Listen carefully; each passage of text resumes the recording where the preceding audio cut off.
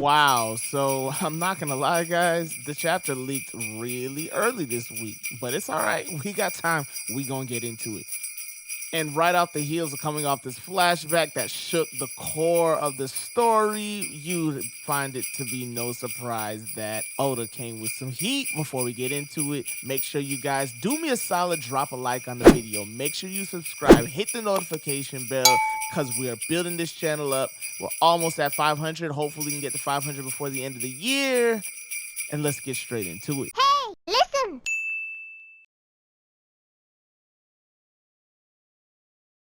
Now, this chapter is super duper interesting, right? It picks up on Egghead Island, present day, with Vegapunk finding out that Bonney indeed saw all of Kuma's memories and now she knows everything. Vegapunk is initially disappointed by this, but she rushes into his arms crying, saying that she's sorry for initially blaming him for what happened to Vegapunk, but now she knows the truth. Vegapunk then presents her with her present that Kuma gave her for her 10th birthday, and it happens to be a sun-shaped sapphire necklace. I guess this is to remind her not only of what she came from, but what her mother died from, and Nika as well. Vegapunk continues to catch her up on what's going on with the Straw Hats and actually explains that the Straw Hats saved him a couple of times, and Bonney even says that the Straw Hats are led by the son of her dad's old buddy. So they're starting to put the pieces together, but Vegapunk says that he'll explain everything on the way, and they get out of there. We cut back to the present moment at Egghead Island where we left off, and Bonney is now in the clutches of Saint Saturn after a failed attempt to run him through with a sword a couple chapters back. Just to give you guys a perfect picture of the scenario, Bonney is being held by Saint Saturn up in the air while a bunch of Marine vice admirals are currently pointing their guns directly at her. Vegapunk, Frankie, Sanji, they're all frozen. Even Atlas are frozen by the power that Saturn has to be able to paralyze people. Luffy is out of commission after his fight with Kizaru, and Kizaru likewise. They're both basically drained of all their energy, and Sentomaru has been captured and detained. It's looking pretty grim, but even so, Saint Saturn actually starts to speak to Bonney and get underneath her skin a little bit. He tells her that her father is truly dead, just to really get a reaction out of her. And we see that Luffy is asking for meat over here on the ground. You know that his exhaustion can be instantly cured by eating, so he's asking for somebody to get him some kind of food, and we see Kizaru's inner thoughts here are with Sentomaru and Bonney, so that's very, very interesting. Super small panel, but we know where Kizaru's loyalty really lies. You know, he works for the Marines. He's basically been the Marines' best soldier for years, but I mean, this is his family, for lack of a better word. So honestly, everybody's waiting for Kizaru to basically flip sides. It's only a matter of time. We see other people reacting. I'm not sure if this is around the world or around Egghead Island. We see that one of these islands might be a snow island of some sort, but we see the people are reacting to the paper, and they see that there is a siege involving an emperor, and they hope that Dr. Vegapunk is okay. Little did they know that the emperor is not sieging at all, and he just wants to help Vegapunk, but the truth will come to light very, very soon. From here, we cut to Dragon and Ivankov discussing what Kuma's plan could be. Now, Dragon asks Ivankov, you know, if there is a single trace of Kuma left, what would he do? Clearly, he's just moving off his instincts, and Eva is saying, well, if I was Kuma, I would go back to Mary Joa to get some payback. But they both know that Kuma, he's different. He's not the type to really worry about payback, as we saw with the Sorbet Kingdom incident.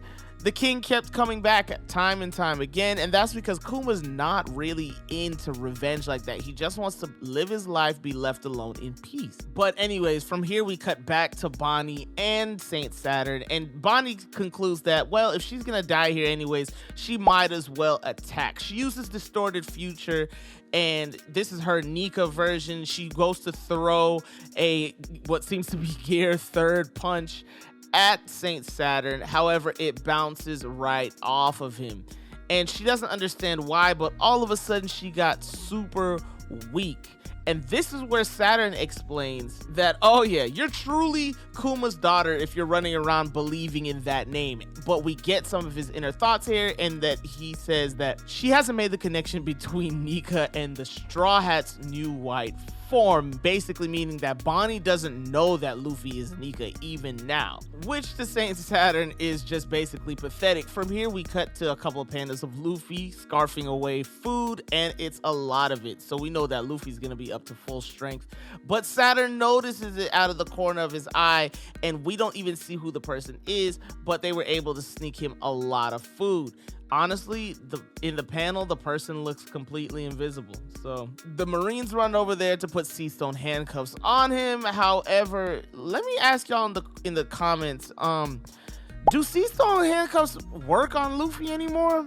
I mean, after this training at Udon prison, I thought that the whole point was to be able to take things like sea stone handcuffs off using Rio, and I thought Rayleigh kind of did the same thing with Kami. I know those were the exploding collars, however, I'm pretty sure the ones in Udon prison were sea stone, but I don't know. You guys let me know in the comments. Maybe I'm just making that up. Now, this is where it gets really dark, because Saturn goes on to explain that Bonney's power comes from an experiment that he conducted to determine whether it's possible to extract a devil fruit's powers and give it to a baby without feeding them the fruit itself. And clearly it was a success, right? Bonney has the power. However, the devil fruit itself, I guess, is useless now. So they basically extracted the soul or the demon possessing the devil fruit and put it into Bonney, which is crazy because we thought this was all cutting edge, brand new technology never seen in the One Piece world, only to find out that no, Bonney's had it since she's a baby, and it's possible that Saint Saturn has been conducting these experiments for years, because he goes on to explain that Bonney was the only successful experiment because the others usually contract Sapphire Scale and die, and Bonney surely would have as well if it wasn't for Vegapunk saving her. So now we know what happened to Jenny, and now we know what happened to all of the other people that got Sapphire Scale and Mary Joa. It's your boy Saturn doing experiments on them and feeding them fake devil fruit extracts. Saturn even goes on to explain that Bonney can use her powers to transform into the state that matches any future perceived to be possible. This means that as long as Bonney can imagine that it's true, she can turn into that future. And I suppose she can turn other people into that future as well. But this also means that the possibilities become limited or quelled when the truth is revealed, right? So if the truth were to come out that, let's say, Nika isn't real, then Bonney couldn't transform into a Nika-ish form anymore, and that's exactly what's happening here. Bonney is starting to doubt that Nika is real, and therefore her power in the Nika form has been waned. Saturn goes on to back that up by telling her that Nika is just an impossible myth that you wanted to believe in. And Bonney responds by saying, no, Nika is real. I've been looking for him ever since you turned my dad into a cyborg slave. And these two go back and forth arguing about that for a minute, when Saturn follows up with the fact that her mother being brought to the Holy Land as wife number 8, in quotes, is ironic because she ended up being a part of his experiments, and to him, the results were poor. However, to think that it passed on to Bonney as a result of that really shows just how evil and demented the Gorosei are, and Saturn specifically is definitely a dirtbag, and I can't wait for him to get what's coming to him. But from here we see a crash, a lot of commotion on the edge of the island. The Marines are running around, they're saying something landed over there. But before that's even revealed, we see that Bonney is absolutely struck with this news, right? She's saying everything was because of you. And that's absolutely true. Everything, all the misfortune that happened to Bonney in her life, and the majority of Kuma's life, and the majority of Jinny's life, is because Saint Saturn is garbage. He's just a horrible, horrible person. And Vegapunk actually goes off on Saturn here, and he's basically raising hell. He's saying, you used Bonney's sickness as a bargaining chip to be able to turn Kuma into a cyborg, and you ripped his family apart. And that is the reason why Kuma threw his life away in the first place, just to keep his family safe. And Saint Saturn knew this the entire time. Saint Saturn explains, listen, look at me. Look at it from my perspective. Do you really consider the feelings of the insects that you step on?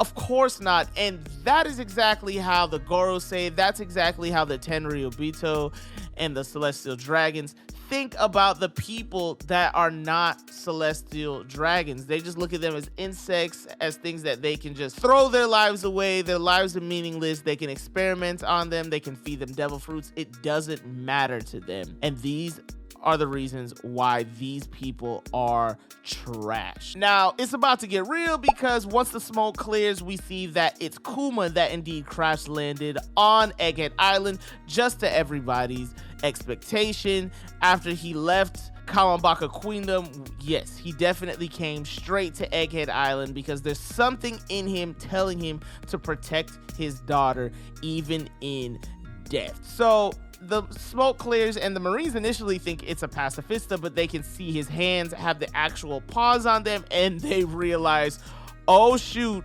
this is the actual Kuma. So they raise the alarm to tell everybody that the actual warlord Bartholomew Kuma has made landfall on Egghead Island. And Saturn hears this, and he's saying, well, this is a little strange. Like, how could it be possible that Kuma ended up here of all places? But Saint Saturn actually hasn't been to Marijoa when Kuma was attacking Marijoa. You get what I'm saying? Because he was actually on his way to Egghead Island that entire time. So it's possible that Saint Saturn doesn't even really know about the situation. However, Kuma immediately starts making his way toward Bonney, and Bonney, who's being squeezed to death by Saint Saturn, it seems that she's basically out of breath. She's scared, and she can't force herself to speak anymore. But we hear her inner thoughts, and she's saying, Daddy, it feels like my heart is shattering. After she learned all the truth of everything of his past, she just can't bear it, and she actually shouts out with her last breaths, I think I'd be better off dead. And she starts crying, and Saturn, of course, gets pissed. He's saying, listen, all this shrieking and crying, it's annoying, and he just gives the order for the Marines to blow off her head. They take aim at Bonney, but Kuma gets there right in the nick of time, and he Ursa shocks them out of existence. Kuma now goes to protect Bonney from the pointed spider leg of Saint Saturn. And in this panel, guys, Oda must have been rereading Naruto, because this is the exact same scene when Kurama goes to attack Naruto and Kushina, and Minato stops it with his back.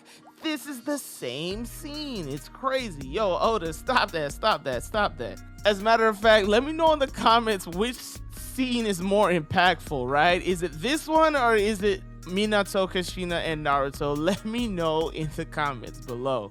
To Bonney's surprise, she wakes up to see her father holding her, and she can't even hold back her tears. But Kuma can hold back Saturn's leg. He actually pulls Saturn's leg out of him with one hand and follows up with a hockey infused or devil fruit infused, I'm not even sure, maybe both, devastating right hook towards Saturn, and all we see is Saturn's face in fear as the punch goes straight towards him. And of course, that is the end of our chapter. Wow, so this is finally coming full circle. Kuma has reunited with his daughter. Let me know what you guys think about it in the comments, yo. This Egghead Island arc is getting crazy. I, like everybody, thought it was just gonna be a transitional arc for Elbath, but man, this is getting nuts. Let me know what you guys think, of course, about the Kuma saving Bonney scene. You know what I'm saying? The most emotional scene in the arc so far. So let me know what you guys think about that. Of course, make sure you guys do us a solid, drop a like on the video, make sure you subscribe, hit the notification bell, trying to get to 500 subs before the end of the year. So if you can help your brother out, make sure you hit that sub button. I'd really appreciate it. This has been your boy SifuThatGuy coming to you live. Stay safe, stay healthy, and I will catch you guys next time. Peace.